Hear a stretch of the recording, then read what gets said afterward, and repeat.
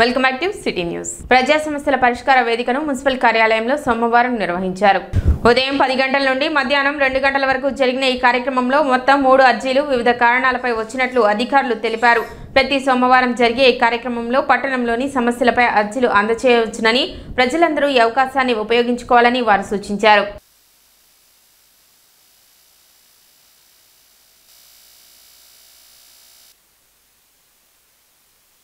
గ్రీవెన్స్లో మాకు 3 కంప్లైంట్స్ రావడం జరిగింది.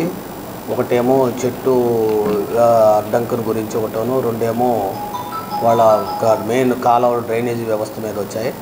వాటిని స్వీకరించి వాటి పరిష్కారానికి మేము వెంటనే తగు చర్యలు తీసుకోవడం జరుగుతుంది. అలాగే పట్టణంలో 3వ తారీఖు నుంచి యోగాంధ్ర కార్యక్రమాలు 21వ తారీఖు వరకు జరుగుతాయి. ఈ కార్యక్రమంలో ప్రజలు వివిధ సెంటర్లను జరిగే కార్యాలయం మీకు తెలియజేస్తారు. కాబట్టి ఆ సెంటర్స్ యందు పట్టణ ప్రజలు కూడా యోగా కార్యక్రమాలు దీనికి సంబంధించినటువంటి యోగాసనాలు కూడా ప్రజలు కూడా నేర్చుకొని ఆరోగ్యవంతులుగా ఉండాలని మనం చేస్తూ ఉన్నాం.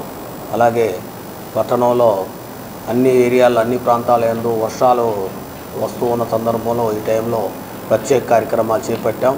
వాటిలో భాగంగా ప్రతి మెయిన్ డ్రైన్స్ కానివ్వండి, సపోర్ట్ డ్రైన్స్ కానీ అన్నీ కూడా క్లీన్ చేయడం జరుగుతూ ఉంది.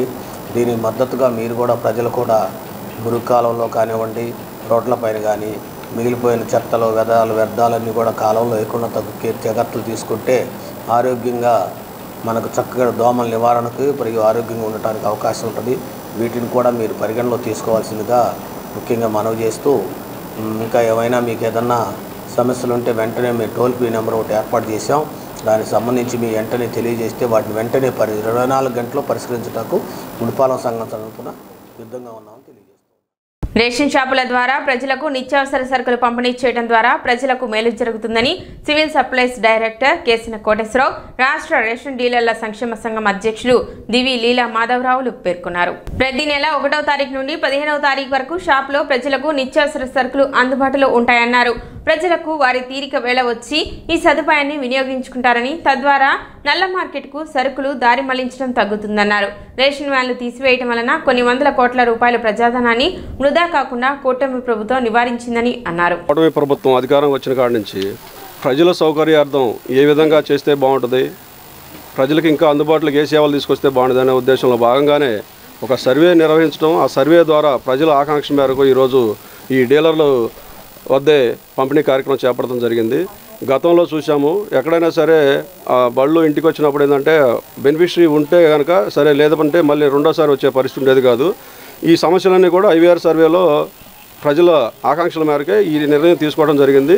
ఇంతేకాకుండా మెయిన్ బాబు గారు కాబట్టి NTR తెలుగుదేశం ప్రభుత్వం ప్రతిష్టాత్మకంగా తీసుకుంది ఏంటంటే 2 రూపాయలకి పేదలకి కడుపు నిండా బియ్యం పెడదాం అనేది ఆ రోజు అన్నగారు తీసుకున్న నిర్ణయం. అదే నిర్ణయాన్ని ఇప్పుడు కూడా బాబు గారు ఇంకా అన్న క్యాంటీన్ల ద్వారా కానివ్వండి, లేదంటే ఇప్పుడు మళ్ళీ తీసుకున్న చర్యలు కానివ్వండి చూస్తూనే ఉంటారు. కూటమి ప్రభుత్వం ఏంటంటే బాబు గారు ప్రత్యేకంగా ఏంటంటే మహిళా అభ్యుదయం ఎక్కువగా ఇదేవాలనేదే, మహిళల్ని ఇంకా ముందుకు తీసుకురావాలనే ఉద్దేశంతోనే బాబు గారు ఏ నిర్ణయం తీసుకున్నా సరే ఆ నిర్ణయానికి కట్టుబడి ప్రజలందరూ ఇచ్చేస్తున్నారు. డ్వాక్రా సంఘాలు స్థాపించడం కానీ, ఆ సంఘాల ద్వారా 10 మందిని కలయిక చేయడం కానీ, అట్లాగే అన్నగారు ఆ రోజు 33% మహిళలకు రిజర్వేషన్ అనేది కల్పించడం కూడా అది మహిళలకు సంబంధించిన కార్యక్రమాలు.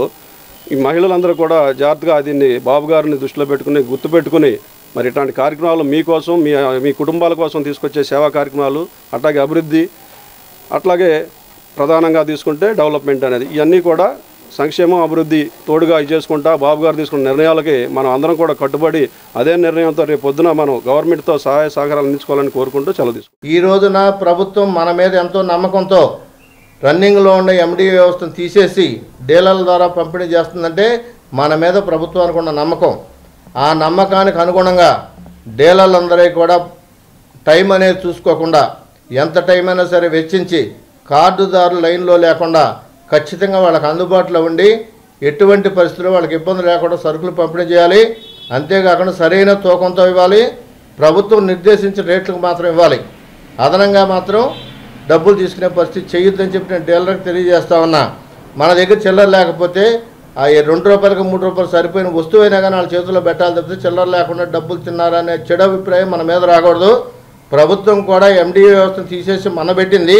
మనం కూడా ఏదన్నా ప్రభుత్వానికి చెడు పేరు వచ్చే పని చేసేటట్టయితే మన కూడా తీసేసి వేరే వాళ్ళని పెట్టి వేరే రకంగా కూడా ఈ వ్యవస్థను నిర్వహించే ప్రణాళికలు ప్రభుత్వం దగ్గర ఉన్నాయని కూడా డీలర్లందరూ గమనించాలి.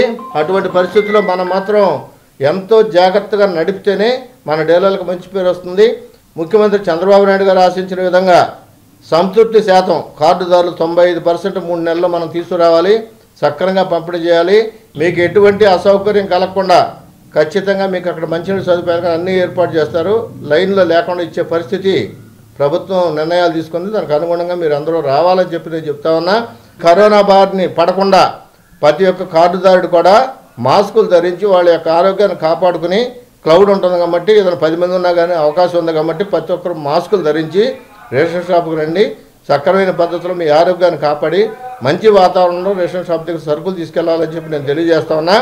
అంతేకాకుండా వికలాంగులు కానీ వృద్ధులు కానీ రేషన్ షాపులకు రాలేనటువంటి వాళ్ళు ఎవరైనా ఉంటే వాళ్ళకి డీలర్ ఆయన ఇంటికి తీసుకెళ్లి సరుకులు అందజేస్తారు. మీరు ఎవరు కంగారు పడాల్సిన పని లేదు. 1 నుంచి 5వ తారీఖు వరకు మీ ఇంటి దగ్గరే మీకు సరుకులు అందజేసి ఇచ్చే బాధ్యత డీలర్ మీద ఉంది. ఖచ్చితంగా వాళ్ళు చేస్తారు. ఎటువంటి అసౌకర్యం మీకు కలగదని చెప్పి ఈ సందర్భంగా నేను తెలియజేసుకుంటూ, మాకు ఈ అవకాశం కల్పించినటువంటి గౌరవ ఫ్రెండ్లీ ముఖ్యమంత్రి నారా చంద్రబాబు నాయుడు గారికి, యువ నాయకుడు లోకేష్ గారికి, పవన్ కళ్యాణ్ గారికి, పురంధేశ్వరి గారికి, మా ముఖ్యమంత్రి మా మంత్రివర్యులు శ్రీ నాదెళ్ల మనోహర్ గారికి కూడా ప్రత్యేక కృతజ్ఞతలు తెలియజేసుకుంటా ఉన్నా. తెనాలిలోని పలు ప్రభుత్వ కార్యాలయాల్లో ప్రజా సమస్యల పరిష్కార వేదిక కార్యక్రమాన్ని నిర్వహించారు. సబ్ కలెక్టర్ కార్యాలయంలో నిర్వహించిన ప్రజా సమస్యల పరిష్కార వేదిక కార్యక్రమంలో సబ్ కలెక్టర్ సంజనా సింహ అర్జీదారుల నుండి అర్జీలను స్వీకరించారు. రెవెన్యూ 4, పోలీస్ 2, మున్సిపల్ 1, ఎంపీడీఓ 1 మొత్తం 8 అర్జీలు వచ్చినట్లు సబ్ కలెక్టర్ తెలిపారు.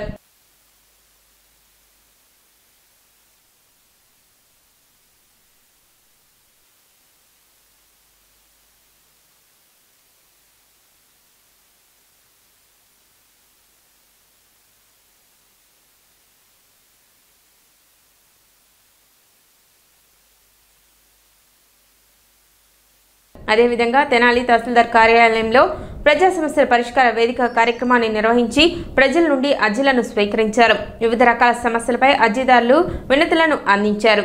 వచ్చిన అర్జీలను సంబంధిత అధికారులకు పంపి సత్వరమే పరిష్కరించడం జరుగుతుందని అధికారులు తెలిపారు. ఈ నెల 8వ తేదీ జరిగే ఛత్రపతి శివాజీ శోభాయాత్రను జయప్రదం చేయాలని నిర్వాహకులు కోరారు. శివాజీ స్మారక సమితి మరియు హిందూ చైతన్య వేదిక ఆధ్వర్యంలో ఛత్రపతి శివాజీ పట్టాభిషేకాన్ని పురస్కరించుకొని జూన్ 8వ తేదీ సాయంత్రం 4 గంటలకు సుల్తానాబాద్ వద్ద నుండి శివాజీ చౌక్ వరకు జరిగే శోభాయాత్రను విజయవంతం చేయాలని సోమవారం తెనాలిలో ఏర్పాటు చేసిన విలేకరుల సమావేశంలో వారు కోరారు. ఈ నెల 8వ తేదీన శివాజీ మహారాజ్ అంటేనే యావత్ ప్రపంచ హిందూ సమాజానికి ఒక గొప్ప దార్శనికుడు, ఒక గొప్ప పరాక్రమ రాజు ఎవరంటే ఈ యొక్క యావత్ ప్రపంచంలో ఛత్రపతి శివాజీ మహారాజ్. ఆ యొక్క ఛత్రపతి శివాజీ మహారాజ్ యొక్క పట్టాభిషేకము క్రీశకము 1674 సంవత్సరంలో జూన్ 8వ తేదీన జరిగింది. మహారాష్ట్రలోని రాయగఢ్ పట్టణంలో క్రీశకం 1674 జూన్ 8వ తేదీన మహారాష్ట్రలో రాయగఢ్ పట్టణంలో జరిగింది. ఆ యొక్క పట్టాభిషేకాన్ని పురస్కరించుకొని యావత్ ప్రపంచం కూడా ఈ నెల 8వ తేదీన పట్టాభిషేక ఉత్సవాలు జరుపుతుంది. మన తెనాలిలోని మార్కెట్ యార్డ్లో సాయంత్రం 4:30 బైక్ ర్యాలీ ప్రారంభమవుతుంది. ఈ యొక్క బైక్ ర్యాలీలో పట్టణము మరియు నియోజకవర్గ స్థాయిలోని యావత్ హిందూ బంధువులు అందరూ హాజరయ్యి ఈ యొక్క బైక్ ర్యాలీని మార్కెట్ యార్డ్ నుంచి మన శివాజీ చౌక్ సెంటర్ వరకు ఈ యొక్క ర్యాలీ జరిగింది. సమావేశంలో బీజేపీ నాయకులు కొవ్వూరి శ్రీనివాసరావు, విశ్వ హిందూ పరిషత్ నందికంటి రామాంజనేయులు, బజరంగ్ దళ్ నిట్టా బాలు, హిందూ చైతన్య వేదిక కారంపూడి రమాదేవి, ఈహెచ్పి ధర్మ ప్రచారక్ అప్పల అనిల్ కుమార్, విశ్వ హిందూ పరిషత్ డీకే మారుతి శర్మ తదితరులు పాల్గొన్నారు. అదేవిధంగా శివాజీ మహారాజ్ గురించి చెప్పాలంటే ఎంతో మహోన్నతమైనటువంటి వ్యక్తి ఆయన. అలాంటి గొప్ప వ్యక్తి పట్టాభిషేకం చేసిన రోజు, రాజుగా పట్టాభిషేకం చేసిన రోజు ఆయన ఒక రాజుగా ఉండి పేద ప్రజలు ఎవరైతే ఉన్నారో వాళ్ళ రాజ్యంలో వాళ్ళందరినీ కాపాడటం కానీ, వాళ్ళందరికీ దగ్గర తీసుకోవడం కానీ, అదేవిధంగా మహిళలకి అందరికీ కూడా ఒక అన్నలాగా ఆయన ఇది చేసి వాళ్ళ రాజ్యంలో ఉన్న ప్రజలందరినీ కూడా కాపాడిన వ్యక్తి శివాజీ మహారాజు. మరి అలాంటి గొప్ప వ్యక్తి యొక్క పట్టాభిషేకం మనందరం మన హిందూ ఆధ్వర్యంలో, మన హిందూ సంఘ వివిధ క్షేత్రాల ఆధ్వర్యంలో చేసుకున్నందుకు వాళ్ళకు సపోర్ట్తో ఈ స్మారక సమితి వాళ్ళు ఎవరైతే ఉన్నారో నిజంగా వాళ్ళకి నా హృదయపూర్వక ధన్యవాదాలు తెలియజేయాలా. ఎందుకు అనగా 59 సంవత్సరాలకు ఎవరున్నా లేకున్నా, ఒకళ్ళు ఇద్దరు ఎవరున్నా లేకున్నా ఒకళ్ళు ఇనిషియేటివ్గా తీసుకొని వాళ్ళు 60 సంవత్సరాల నుంచి ఒక కార్యక్రమాన్ని దిగ్విజయంగా చేస్తున్నారంటే అది నిజంగా చాలా గొప్ప విషయం.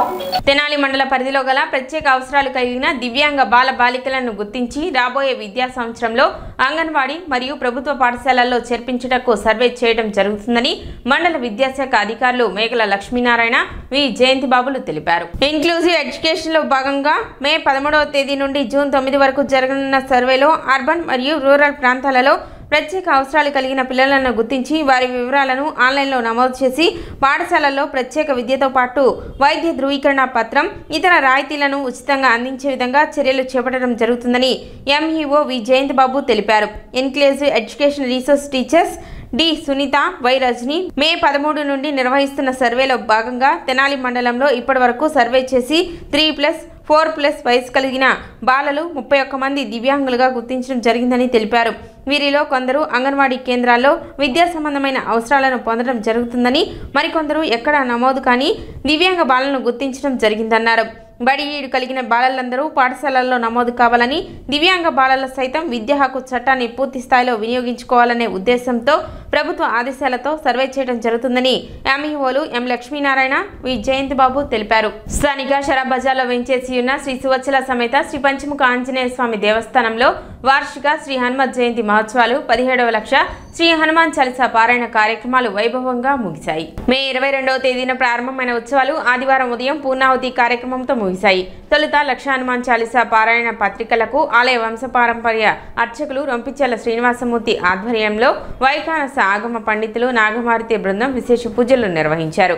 సాయంత్రం ఊంజల్ సేవ, పండిత ఆశీర్వచనం కార్యక్రమాలు కన్నుల పండుగగా జరిగాయి. ఈ సందర్భంగా ఆలయ ఈవో అవుతూ శ్రీనివాసరెడ్డి మాట్లాడుతూ 11 రోజుల పాటు జరిగిన ఉత్సవాలకు సహకరించిన ప్రతి ఒక్కరికి ధన్యవాదాలు తెలిపారు. ఉత్సవాల పూర్ణాహుతి సందర్భంగా నిర్వహించిన అన్న సమారాధనలో సుమారు 1500 మంది భక్తులు పాల్గొన్నట్లు తెలిపారు. ఎంతో భక్తి శ్రద్ధలతో భక్తులు చాలీసా పారాయణలో పాల్గొనడం సంతోషకరమన్నారు. కార్యక్రమంలో అర్చకులు కిరణ్ కుమార్, సురేష్, గ్రూప్ 2 దేవాలయాల కార్యనిర్వహణాధికారి హరిప్రసాద్, కౌన్సిలర్లు పి త్రిమూర్తి, దేశు యుగంధర్, గొడవత్తి హరేరాం, శ్రీ వికనస శ్రీనివాస ట్రస్ట్ సభ్యులు గుడివాడ బాలకృష్ణ, మడుపల్లి చంద్రశేఖర్, బచ్చు లీలాప్రసాదరావు, మాజేటి వెంకటేష్, శంక శివప్రసాద్, మద్దు హరీష్, వెంకట మణిసాయి, బిట్రా రఘు, గోలి సోమశేఖర్, వెచ్చ కిషోర్, శ్రీ పంచముఖ ఆంజనేయ స్వామి సంకీర్తన బృందం సభ్యులు విశేష సంఖ్యలో భక్తులు పాల్గొన్నారు.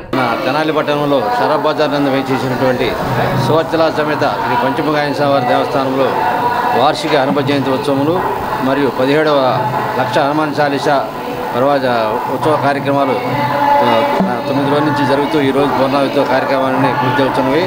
ఈ కార్యక్రమాల్లో పాల్గొన్న భక్తులందరికీ కూడా దేవస్థానం తరఫున మరియు శ్రీ స్వామివారి కృప కలగాలని ఆశిస్తున్నాము.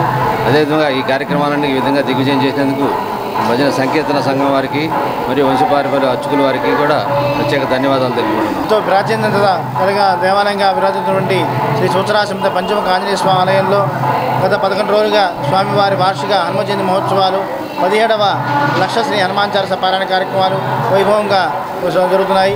ఉత్సవాల్లో భాగంగా చివరి రోజు అయిన ఈ రోజున ఉదయం స్వామివారి విశేష పూజలతో పాటు లక్ష హనుమాన్ చాలీసా పారాయణ పత్రికలకు పూజాది కార్యక్రమం నిర్వహించి పూర్ణాహుతి కార్యక్రమాన్ని నిర్వహించడం జరిగింది. సాయంత్రం ఊంజల సేవతో ఈ యొక్క ఉత్సవాన్ని ముగుస్తాయి. ఈ యొక్క కార్యక్రమాన్ని సహకరించినటువంటి ప్రతి ఒక్కరికి కూడా పంచముఖ ఆంజనేయ స్వామి ఆశీస్సులు ఎల్లవేళ ఉండాలని మనస్ఫూర్తిగా కోరుకుంటూ మరి అందరికీ కూడా శ్రీ పంచముఖ ఆంజనేయ స్వామి సంకీర్తన తరఫున ప్రత్యేక ధన్యవాదాలు తెలియజేసుకున్నాం. ఆలయ ఈవో అవుతు శ్రీనివాసరెడ్డి గారు, ఆలయ వ్యవస్థాపక కుటుంబ సభ్యులు, ఆలయ వంశపారంపర్య అర్చకుల యొక్క ప్రోత్సాహంతో గత 17 సంవత్సరాలుగా సంకీర్తన బృందం ఆధ్వర్యంలో ఈ యొక్క లక్ష హనుమాన్ చాలీసా పారాయణ చేయడం జరిగింది. 9 రోజుల్లో 1,23,000 పైచిలకు పారాయణ చేయడం జరిగింది. ఆ యొక్క పారాయణలో పాల్గొన్న ప్రతి ఒక్కరికి కూడా ఆంజనేయ స్వామి ఆశీస్సులు ఎల్లవేళ ఉండాలని కోరుకుంటూ సిటీ న్యూస్ ముగించే ముందు ముఖ్యాంశాలు మరోసారి.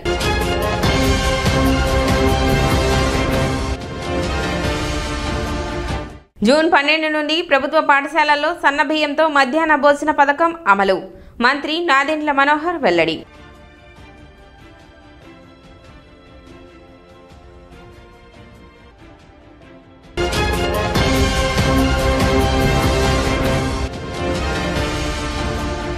బడి బట్టి వ్యాపారి సిద్ధేష్ ఆత్మహత్యకు పోలీస్ వారిది ఎటువంటి ప్రమేయం లేదు. DSP Janardhan Rao.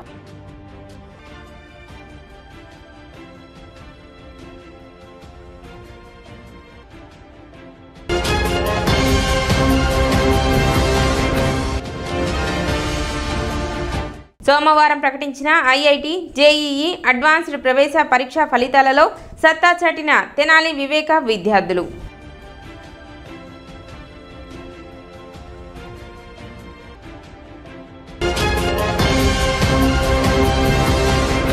City news ఇంతటితో సమాప్తం. నమస్కారం.